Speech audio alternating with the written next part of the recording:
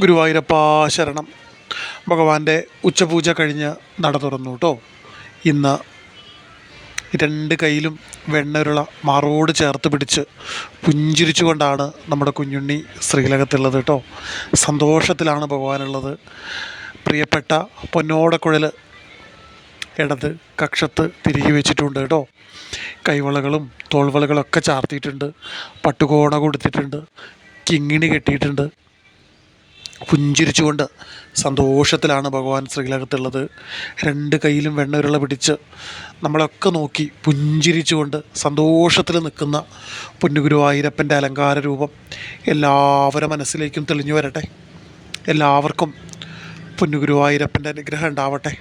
ആ തൃപ്പാദങ്ങളല്ലാതെ മറ്റൊരു അഭയവും നമുക്കില്ല എന്നുള്ള പ്രതീക്ഷയോട് കൂടിയിട്ട് നമുക്കെല്ലാവർക്കും നാമം ജപിക്കാം. എല്ലാവർക്കും ഭഗവാന്റെ സർവ്വ ഐശ്വര്യങ്ങളും ഉണ്ടാവട്ടെ.